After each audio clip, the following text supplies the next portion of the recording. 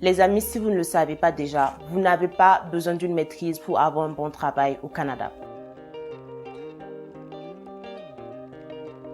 Alors aujourd'hui, je voudrais qu'on parle de la maîtrise. Est-ce que c'est vraiment nécessaire pour trouver un bon travail au Canada? Alors, je vais commencer par parler des différentes sortes de maîtrises qui existent ici. Je pense que ça s'applique partout. Peut-être qu'ils appellent ça différemment, mais le principe est le même.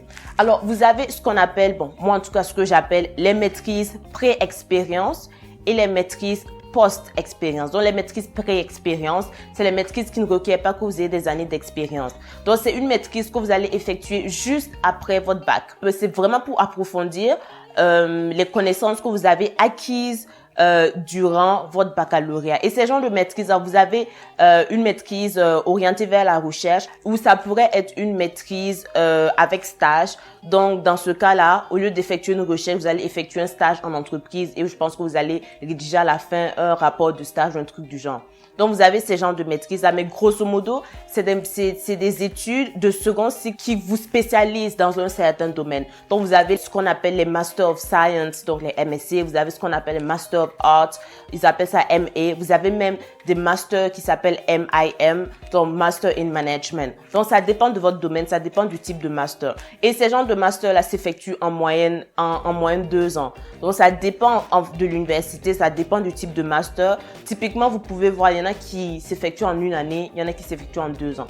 En général, les masters qui s'effectuent, les maîtrises qui s'effectuent en 2 ans, c'est des maîtrises qui demandent que vous fassiez de la recherche ou un stage.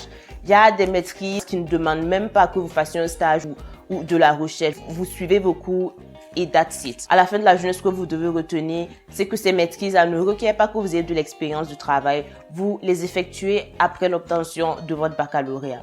Ensuite, vous avez la maîtrise post-expérience, comme ça que moi j'appelle, qui est typiquement le MBA. Alors, le MBA qui signifie Master of Business Administration, c'est vraiment destiné aux personnes qui ont de l'expérience de travail. Dépendamment des universités, dépendamment des écoles de commerce, les années d'expérience requises peuvent varier. Ça peut aller de 2 à 5 ans. J'ai vu des écoles comme l'université de Sherbrooke, par exemple, qui demandent 2 ans d'expérience pour pouvoir effectuer un MBA chez eux. J'ai vu d'autres universités qui demandaient minimum 5 ans. Donc, ça dépend. Mais tout ça pour dire que le MBA est typiquement destiné aux personnes qui ont déjà des années d'expérience, qui veulent acquérir des compétences de gestion, peut-être parce qu'ils veulent gravir les échelons dans leur compagnie, ils veulent accéder à un poste de gestion, de manager, ou des personnes, par exemple, qui veulent réorienter leur carrière dans la gestion. L'exemple typique qui me vient en tête, c'est par exemple un ingénieur qui ne veut plus travailler sur le terrain, et qui veut un poste de manager, un poste de gestionnaire, dont il veut gérer une équipe, whatever. Cette personne-là peut retourner aux études et effectuer un MBA. Elle n'est pas obligée même de lâcher son boulot et retourner faire le MBA à temps plein. Elle peut le faire à temps partiel. Donc là, ça fait du sens. Ou comme je l'ai dit tantôt, quelqu'un qui est dans une compagnie. Et souvent, oui, c'est vrai que pour accéder à certains postes dans les compagnies, il faut un MBA. Sans MBA, ça sera difficile pour toi d'accéder à ce poste-là.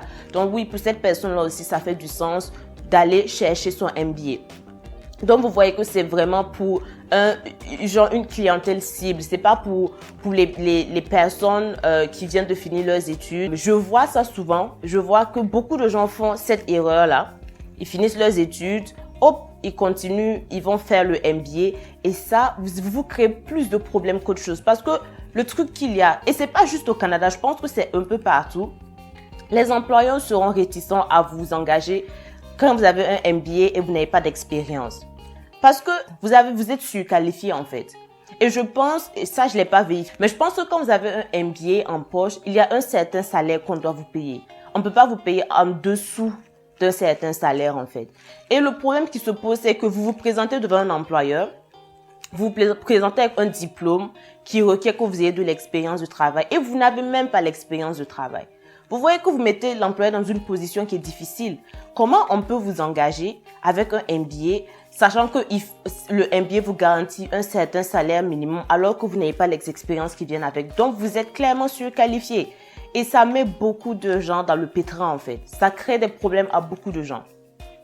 Il y a ça, il y a cet aspect-là. Il y a aussi le fait que quand vous venez de finir vos études, vous ne savez pas ce que vous voulez faire dans la vie. Ou peut-être que vous savez. Peut-être que quand vous finissez vos études, vous allez obtenir le boulot de vos rêves, dans le boulot auquel vous aspirez quand vous étiez à l'université. Et vous rendre compte dans ce travail-là que, en fait, ce n'est pas ce que vous voulez. Vous voyez? Donc, vraiment, le fait de juste finir les études continues au MBA, alors qu'on n'a même pas expérimenté le marché de l'emploi, on ne sait pas trop ce qu'on veut, c'est dangereux. Parce qu'on ne va pas faire un MBA juste pour le faire. Il faut le faire avec un plan en tête. Un bon MBA, ça coûte extrêmement cher. Donc, on ne va pas faire un MBA juste pour le faire. Il faut vraiment avoir un plan en tête. L'autre chose qui est bien avec le MBA aussi, c'est l'opportunité de networking que vous avez. C'est la plus grande valeur que MBA apporte dans la vie de quelqu'un. L'opportunité de réseauter, l'opportunité de rencontrer des personnes de différentes industries, différents domaines et faire des connexions. C'est la plus grande valeur en fait que MBA vous apporte parce qu'en soi, les compétences de gestion, vous pouvez l'avoir au travail. Vous pouvez l'avoir, les compétences, gérer une équipe, machin, tout ça, avec les expériences que ça vient. Mais le MBA, le networking qui vient avec, en fait, c'est difficile de l'avoir pendant que vous travaillez. Et c'est l'une des raisons aussi pour lesquelles c'est important de choisir une bonne école pour effectuer son MBA. Parce que les grosses têtes là, les personnes intelligentes, machin, tout, elles vont partir dans les grandes écoles réputées. Et comme je l'ai dit tantôt, ces écoles-là sont chères. Elles sont extrêmement chères. Donc, ce que les gens font, ils vont prendre des dettes, machin et tout. Bon, après, chacun... Comme je l'ai dit, tant que vous savez ce pourquoi vous partez effectuer votre MBA, c'est correct. Tant que vous avez un plan en tête, c'est correct. Mais aller effectuer un MBA juste pour l'effectuer, pour le mettre sur son CV ou penser que voilà, c'est la chose à faire immédiatement après l'obtention d'un baccalauréat, c'est très dangereux. Donc, les amis, moi, je conseille toujours éviter d'effectuer un MBA sans expérience parce que ça va vous créer plus de problèmes qu'autre chose. Vous aurez de la difficulté à trouver un bon travail ou un travail à la hauteur du diplôme que vous avez en main.